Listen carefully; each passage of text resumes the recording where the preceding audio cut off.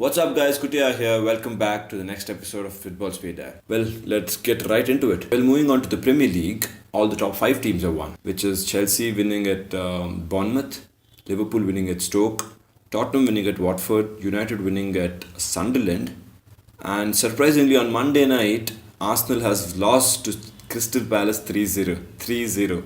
Yeah, again piling more pressure on Arsene Wenger.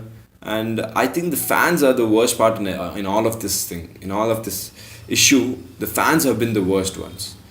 I mean, every team has gone through that phase where there are, where there's a bad run of results or the manager is not playing. I mean, the players are not playing for the manager and all this, but still, these fans have been the worst I've seen in a long time.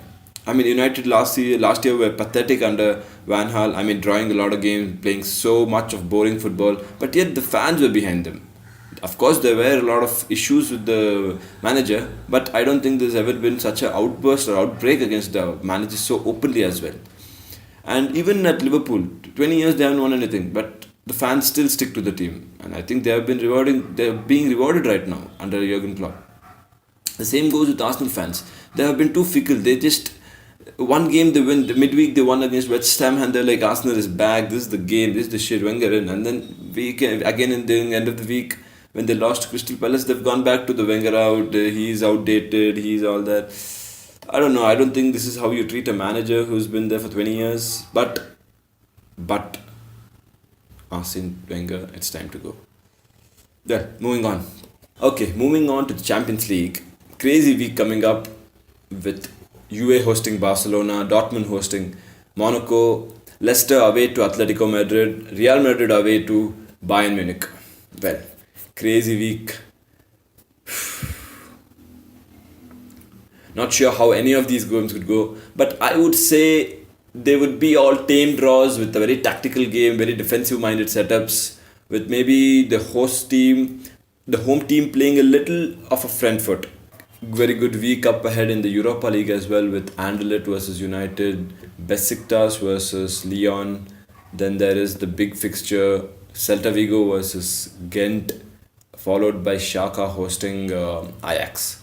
Well, in all of these teams, United looked the favourite, but still, it's very unpredictable. It's the Europa League. People just turn up on nights, on big weekday nights, and you don't know what happens. The next thing you know, Ricardo Quaresma of Besiktas has scored a hat-trick against Lyon. Anything can happen. Well, all these talk of Champions League football, there's always the home team and the away team. And for this week's Shimmy for Dummy, we have the home and away concept. Everything is good. Well, in this week's Shimmy for Dummy, we have the home and away concept.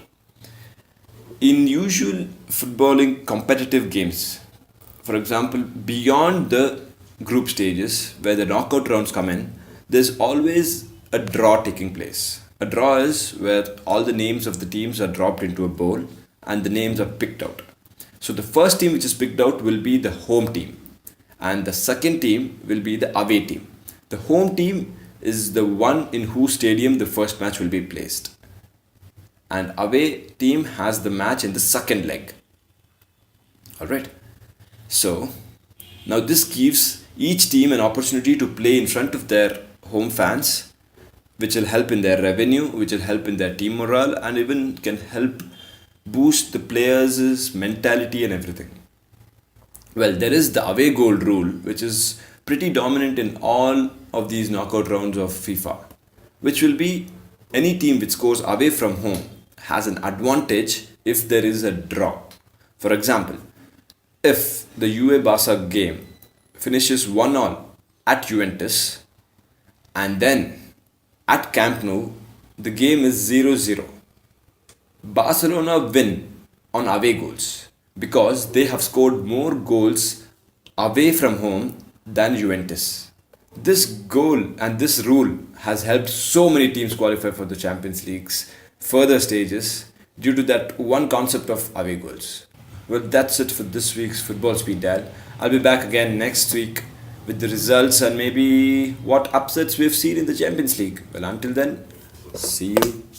Take care.